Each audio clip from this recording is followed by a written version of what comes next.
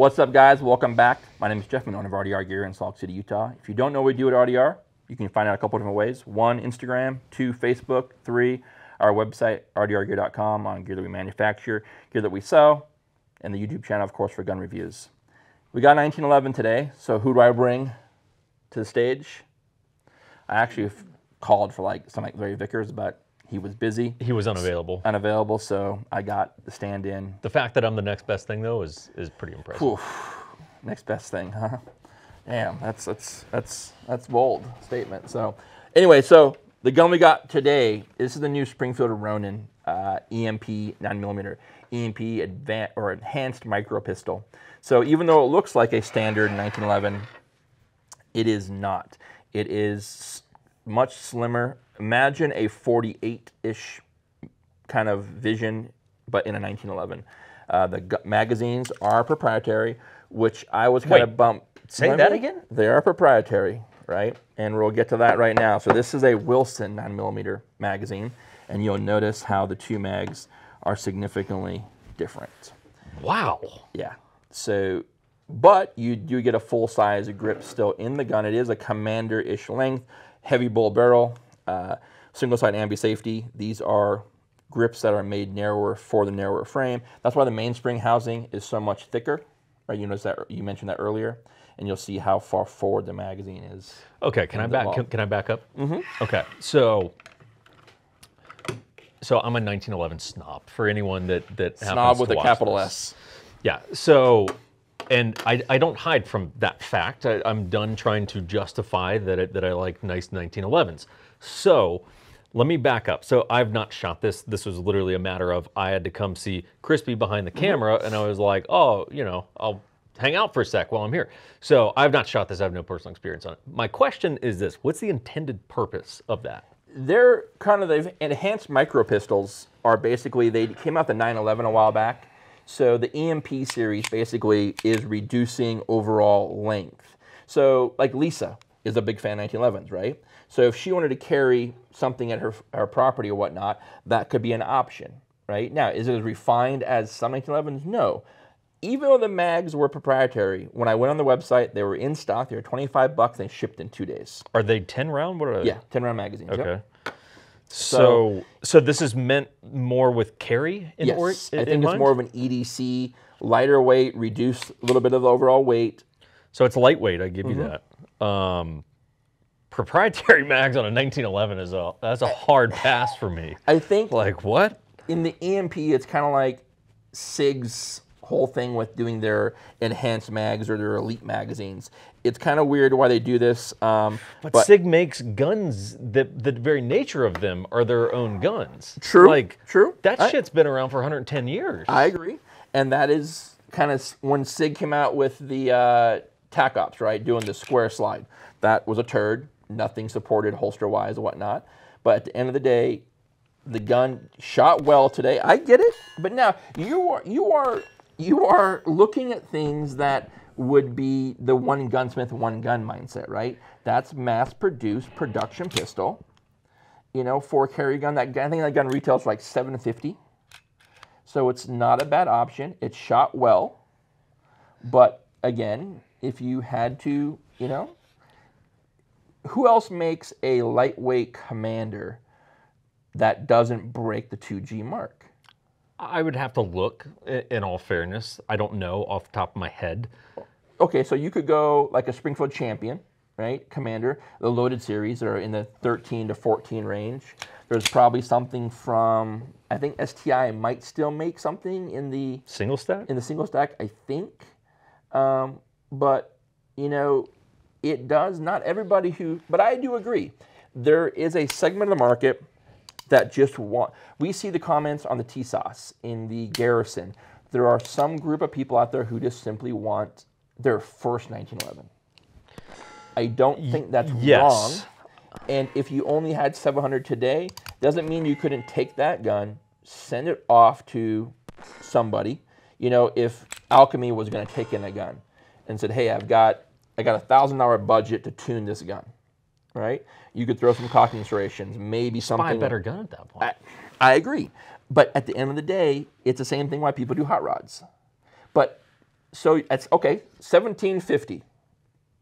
Is there still a gun out there in a lightweight Commander? Other than, and you can't at 1750, you still can't have one custom made. No, of course not. So at 1750, yeah, there's got to be. I'm gonna guess. I don't know because I'm pretty sure I'm blacklisted from ever getting anything from them. But I'm pretty sure Dan Wesson would probably have something in that category. they do.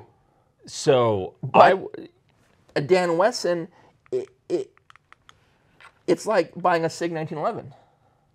I'm not a SIG 1911 guy, and that's not Neither because am I I. dislike SIG. That's because I'm kind of a purist, and I'm like, SIG, love a lot of what you guys do. I don't Agreed. want your 1911. No, neither do I. But same kind of boat where I don't want a Dan Wesson. Only way a Dan Wesson is a really good Dan Wesson unless you start buying the higher end Dan Wessons. So, okay, well, do you want to talk about some blatantly interesting, weird things about this? My cons of this gun, number one, were the proprietary magazines. I do agree. But the fact that I could get a traditional didn't really hurt me too bad there, right? It was quick, easy. So, but again, this requires, let's talk about from my world, right? In regards to accessories. I've got to figure out a way to get this magazine into this magazine carrier that I already make, right? Sure. So that's something there, right? Number one. Number two, that is a super tiny mag to get into this. Yeah, box right? into a box, yeah. Box into a box.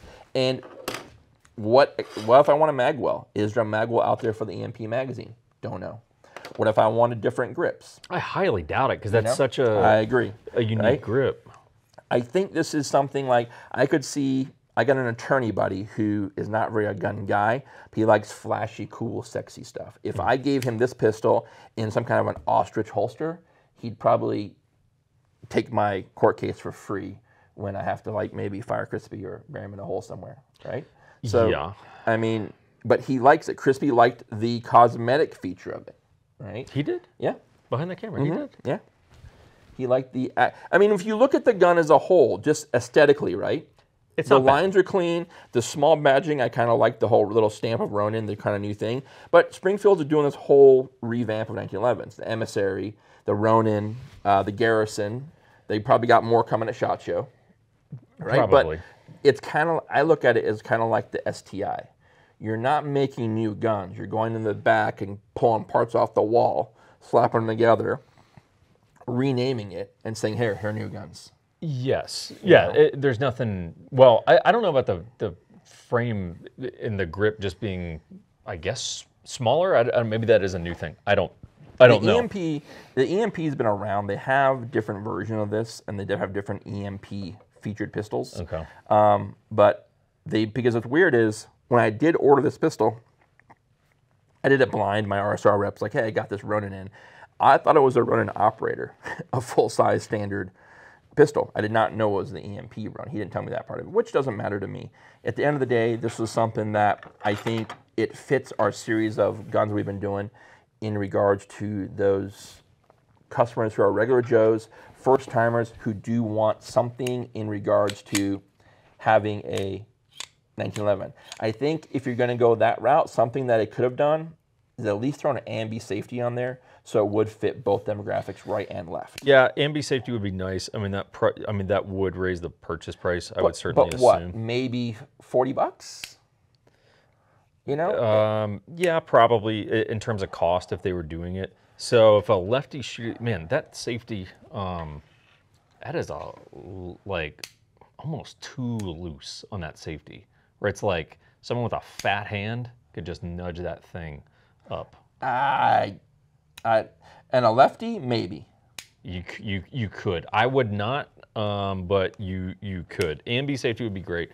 The sharpness on these edges is staggering. Yeah. It is staggering. And back here earlier when I was like trying to figure out, so as a lefty, when I have to rack a slide back, right, I have to like do this, right? Because unless I flip, which I'm not. So when I did this, that back edge, Oh, they're sharp.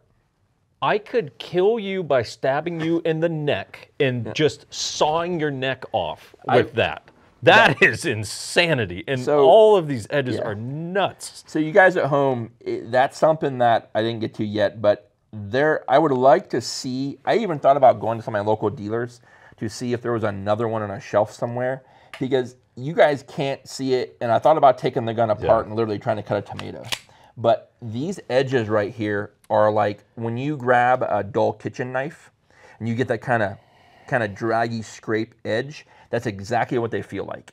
I bet if you ran your finger fast enough across that, it would cut skin. Look, you know, I'm not even saying this because it's you here, but since it's you here, oh my, you could absolutely. Let's just say you had a nice block of like ahi tuna, right? Oh. And you were gonna make a. This is not a Asian thing. I'm just saying. But it was tuna though, by all means, but not Asian. No. I'm just saying if you were gonna have sashimi at night, you could 100% use this edge to get a nice little cut down that tuna. Well, I mean, sear it up, you're good to go. Japanese people being of superiorness, I usually eat the wagyu first, and then my mom will eat sashimi or something. I would be willing or to I give bet. it to my white friends who like California rolls for my white friends. That's a sushi I give you guys all day. No. The Chuck Norris roll, you know, yeah. This is sharper than your, again, not because you're sitting here. This is sharper than your average samurai sword. Okay, like Really, you think? nothing to do with you. A throwing star holds no candle to how sharp this edge is right here. Yeah. The slide is just absolutely the smoothest thing I've ever felt in my entire life. I personally believe that's the Nero killer. I believe Yeah. if we had the Cabot Nero right here next to this, I got a Cabot in the car right now. It's like, it is basically like kind of, not saying it's an Asian thing, but it's a similar like Pearl Harbor scenario going on. Oh, okay. Well, now my society and country is just going to completely annihilate you now. Oh. Because now I'm going to repost the video. Okay. So you're going to get a bunch of angry people from our channel coming over. Let me just highlight one other thing. And I'm not going to talk, this is not talking shit actually. This is actually not talking shit. It's actually a legitimate question. I would assume that all of this is machine. There's no way a person sitting here like a custom 1911. It is Springfield, USA. You don't know if they don't have people in their shop hand checkering. I highly doubt on a $700 1911 that this is hand checkering. Here's my point to it. If we were going to machine this, why the hell wouldn't we just go ahead and plug in the machine to do the front? As much as I probably will never, ever agree with you again in the future, that is honestly, I see a lot of 1911s. Why do you, unless the mainspring housing is not their own, they're buying them from somebody as a parts like a Wilson or whatever, and they're putting that part in the gun, and that's why they're not matching the front. I would like to think Springfield of all companies is not doing that. Just based on the size of the company, you would think that they got to be making a lot of this on their own. That is, you know, I mean, okay, what's the argument? Why wouldn't they have done this? So I've of course done no research because I just showed up. I don't even know what we're talking about. So you go, okay, it's a carry gun, so we don't want anything that's going to be abrasive against you. But I'm like, yeah, but you already have this, and with the grips, okay, so why would we do half texture on the grips? That is like what's the reason? I'm trying to put myself in their shoes. Like, what's the reason behind that? I can only think of maybe position of the texture, like so where your fingers wrap around, there's texture side, right? So when you grab the gun, right or left-handed, you have the texture spacing for the bottom three fingers. Yeah, I'd rather just have texture on the whole thing. I'm not saying you don't, but and again, if we're gonna make a pair of grips anyway, like why wouldn't we just make texture all over the place? Yeah, it's there's some odd choices. I get it. It's a budget 1911. Yes. I get it. And hell, there's some people who go like, that's not budget. That's not, you know, whatever other shit you guys review is. That's like $205 1911s. Listen, we're not Gucci here. We don't shill ourselves for the free guns. Was the thing $199? We support the common man. The thing $199 straight from Siberia or some shit. It's actually Turkey. And it's pronounced T-sauce. Oh, thank you, okay? Oh, T-sauce. So if you want to roll some of your, the Istanbul 1911. Nick, Crispy needs a icon. Let's roll an icon down. We'll go gun for gun, the turkey T-sauce to the Cabot Mike. Just the word, the two words together, the turkey T-sauce, sounds like some sort of holiday meal at like a Persian restaurant or something. Like, we roll deep in the turkey. I mean, I'm telling you, the SDS imports, they bring all the fancy. I'm telling you. I've received a few in my FFL. So let people know. The common man knows what 1911. They're not rolling the Kardashian, crew like you. Let me pay this kind of compliment. Good sights. Yes. Good sights. Yeah. Okay. Good sights for a budget gun. Ledge good sight, sights. fiber optic. Because I'm assuming that's tritium back there. I can't really see. That's the white dots. I blocked them out with a paint pen. Okay, well, less nice sights than I thought about 30 seconds ago. Hey. I thought they put tritium on, now they just kind of No, went back. no, that's just the glare from the lighting. Well, son of a bitch, I thought they had tritium in there. You know. Bull barrel? Yep. Kind of. Let me not cut my hand open on that. You want some like metal gloves, like kitchen gloves to kind of... This thing makes me nervous. This thing does make me nervous. Yeah. So you don't have to deal with the bushing. That's kind of nice. Yeah. Right? I mean... The folks at home would think you drive a Tesla. You know that? I don't. I have a dirty Tundra. Yeah, but you are kind of a Tesla dude. I'll say this. Lockup's pretty good. Not bad. Lockup's pretty good. There's a little bit of... I mean, I don't mind having a little bit of play. It's not like anyone's It's not a West expecting Bear, this. okay? You don't have to shoot 500 rounds for a break-in period. It's true. Before you can rack the slide. Yes. The lockup's actually pretty decent.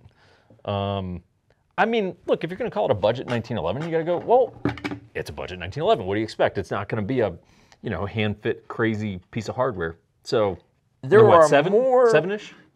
I think they're like 7.5, I think. Give or take. That might be MSRP is like 7 something. They're priced appropriately. I give them Yes. that. It's priced appropriately. I think this is the... Where you say budget, I say standard. This is a standard price point, standard features of today's 1911 market. And it goes slightly up from there with ambi, front checkering, loaded models, TRPs. Yeah, I like the Westerns, TRP. I etc. like TRP. TRP's cool. So you get that, but you're still getting production-made guns at their point. You start breaking that, even in Staccato, in the $2,500, $2,600 mark, you're still not getting a hand-fitted one-person gun. It's a production So, gun, yeah. So at the end of the day, this is the common man 1911. I think this would be great for anybody, young shooters, teenagers shooting USPSA, getting their first gun, females, like I mentioned, Lisa wanting to carry maybe something on the property, but you want a 1911 format versus a Glock format. That grip angle, that grip size, the features of the gun would still be a benefit to anybody wanting to play. The plastic trigger does bug me. I'm not going to lie. Damn, I'll admit, I didn't even notice that until you said The that. plastic triggers do bug me. But again, but I also think too, that's a gun where if someone wanted to, at the $750 mark, and they had maybe a $1,200 price tag, but they didn't want a full-size gun, that $400 could possibly go into that gun in regards to cleaning it up and tuning the things they didn't like. Yeah. I mean, of course, there's tons of stuff that you could do, but as a place to start, okay. I mean, my first 1911 might have been a Springfield, actually. So I had it was a 6-inch. They had this kind of long slide one. Yeah. It was a 6-inch that I was early into guns. You were living in California too at the time. That says a lot. So. Yeah, and we didn't. I mean, like truthfully, we didn't have it. Like we did have Nighthawks, but we had Springfield. We could get some Colts, but there wasn't a ton of options. But one of my first 1911s was a Springfield. One of my other first was a officer-sized Kimber. Wow. Did you have a cross-draw holster for that thing too? That was a tough one. That was a tough one. But I mean, okay, at mid-sevens, I can concede. Look, are there things that I would love to see different? Of course, but then you're talking about a $1,500 gun. So yeah. I can't go too hard on because it's like, well, it's priced at an entry price point. And it'd be interesting too to find out the marketing side of it, right? I see where you're coming from too, like, okay, you've got other guns in that. With this one being kind of that concealed carry driven pistol with the preparatory, the smaller magazine, smaller mag, whatever, why not just make it that full house $1,499, $1,500 gun and do all the melted edges, front checkering, night sights, ambi, all that stuff, and come out at the price point of a $1,500 gun? Because I still think if that gun had all the whiz bang that we both wanted and it came out with $1,599 price tag, wouldn't be bad. Fit in the hand. I don't know. Shape and size, 10 round, single stack at $1,600 for the person who can't afford a Nero. I'd have to see how much that wows me in person because at $1,600 I start to debate like, at this point, do I just like save up a little bit more and actually like, really get... But what's a little bit more? You got to go to at least 2. What gun is at $2,000 right now that you think does better than a $1,600 gun? So I don't know because frankly, at the I risk of personally sounding think there's one out there. at the risk of sounding like an ass, none of my 1911s are in that category. So I don't know. I apologize. Oh, great one. I don't know. Please. I'm used to running really high in 1911, so like it's been a minute. It's like been a minute. This is back to my roots. This is back to my roots when I was taking the bus. Oh, I see. Okay. Oh, I see. Before you had the Bentley and the houses on the east and west coast, exactly, right? Okay. Exactly. All right. I'm still waiting on that check for wearing this T-shirt for this video, by the way. Shit. I'll shoot my Venmo later. You send me that $5,000. Wait, it was $1,000 earlier. Now it's 5. You see how I have to deal with? Well, now you pissed me off, so now it's $5,000. Oh, so I see. Okay. it's $5,000, All right. and your little dog back there that's not contributing anything to the set, that makes it a seven grand now. That is a level 4 attack Chihuahua, highly trained, agile, mobile, and hostile. That motherfucker has been passed out for the last half an hour while I've been up here threatening you. Because he don't give two shits about what you say. It's not about your words, it's your actions. If he felt you had the skill He would to just follow spring through, into action? that shit would be like goddamn Chihuahua weasel right in your face. It would launch. All you'd just be a giant fur coming at you from across the table. Chico, listen to what I say right now. I'm going to take the sharp edges on this slide, and I'm going to kill your dad right now. He's 100% deaf on both ears, so. Wait, he ain't going to be a whole lot of use when someone breaks in at night. Listen, I need to do one of those TikToks. If someone broke into your house right now, what do you have to defend yourself? You would have to throw him at the attacker. It's the only thing you could do. Just as fuck launch not. him like a soccer ball. Sure as fuck not that dog, so. But hey, he's lived a good life, so. Yeah. But, so with you guys going to SHOT Show, I think it'll be interesting to see. I kind of want to go, and I don't want to go because I got some good buddies down there in the casino business who they're not playing the mass stuff, and I'm not interested in all that. But I think with 2 years down now for SHOT, I sent you the picture of that new weird Shield CSX, right? Yep. So the 1911 thing, as much as people hate on it, this shit ain't going nowhere. No, so of course there's not. between Cabot, Alchemy, I would love to see Alchemy drop a Quantico in the 4.4 next year. Oof. I think if they did that, Nasty. well, dude, getting a one gunsmith kind of one gun thing in a 4.4, it really would support, because we both said it in both reviews, the fact that the Staccato is an entry-level pistol. If you came out, like Chambers Custom, I know Jared Reston's got a 4.4 from Chambers now, that he's been showing off here and there. But if Alchemy came out with the Quantico on a 4.4, you shut the door on people saying, "Oh, I got a custom." No, you don't have a custom 2011. You have the Glock of 2011s. But I think it'll be cool when you guys are there to see a lot of the new stuff, especially in 1911 formats from all the Springfield lineups, and then with, Cabot being there. It'd be cool to see what Cabot has or something new coming from Cabot. Like your Nero. Your Nero is a great built pistol in that single stack format. So if you are looking for a 9mm 1911 in a commander length. Just depends what you want. Yeah. I think it goes. The budget is such a big, it dictates so much on that play. It's not like Glocks where you go, okay, we're going to go from 500 up to 2 Gs. It's like, we can go from 500 to 10,000. Oh, yeah, no doubt. I mean, it's an insane spread. And I think on the regular retail over-the-counter gun shop gun, you go from 700 to the 2,500. There is very little in between. Yeah. For selection No, outside like the Rock Islands and which I don't even. And that's in the same price category as that kind of stuff. Honestly. Yeah. But I think when you get in the Rock Island stuff, there you're getting way more proprietary with the plastic front sight, and all the weird shit that goes on with the proprietary magazines and all that. So at the end of the day, I think this is kind of where it stops, and then you pick up with the custom guns. Yeah. And that will be interesting on SHOT Show to see if there's something out there that is filling that gap this year. I'll be curious to see. Bull Armory's got some pretty good, that's a good one. additions in that teens. Yeah, in the teens. for sure. Yep. Yeah. Like they honestly do, because we had a year and a half ago single stack. It was a government linked, but I remember you did transfer here for that one. That's right. That's right. Truth is, that was a good gun. Yeah, that was good a looking good pistol, gun. well put together. And it's like, I've actually got a Bull Armory that's I'm just doing a transfer on it right now. That I'll be excited to see. But it's like, I agree. I'm making fun of that a little because that's how I get through life. But it's like, yeah, that is by far from perfect. There's plenty of shit that I can nitpick, but it's a $700 gun. No, I agree. Ish, give or take. So it's like, you can't go but so hard on that compared to a $5,000 Cabot or whatever it is. You didn't get to shoot it today, so function 1 to 10, we had one little hiccup being a brand new gun. We had just shot this out of the box, shot today, so I give it an 8. Fit and finish, 4. Good. I feel like the fit's actually pretty good. Yeah. For a production gun, I think the fit's pretty good. Okay, so fit, we'll go maybe a 6. Finish, who knows? I don't know. Yeah. I don't know how it's going to hold up.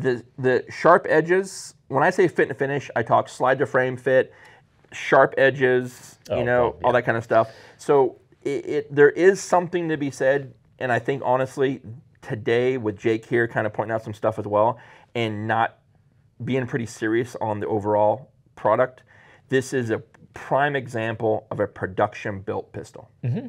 And there's nothing wrong with that. Nothing at all. You just have to know what it is. Yes. You have to be going, if you are a consumer, you got to go in knowing that's what you're getting. Mm-hmm. Okay?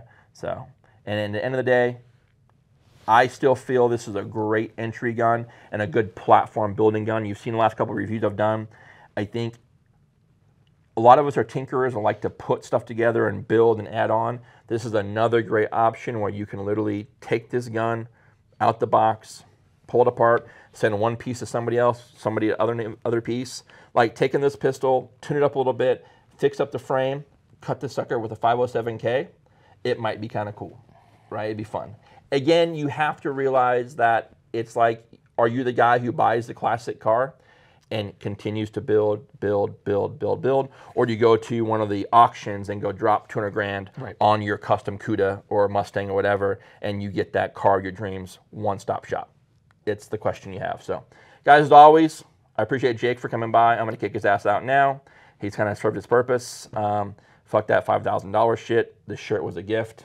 I wear his. Crispy can vouch for that. I've never asked for money. That's who I am.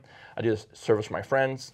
I'm not looking for, my friends to have to pay me to be their friend. I'm like, you guys now see what I deal with being friends with Jake Dwyer. Yeah, just let me know when the Venmo's coming, man. Yeah, exactly. But I appreciate it, bro. Thanks for coming by. As always, guys, thanks for watching. We post 2 to 3 videos every week on gear review, gear that we manufacture, and gear that we sell. Take care. Be well. Talk to you soon. Peace.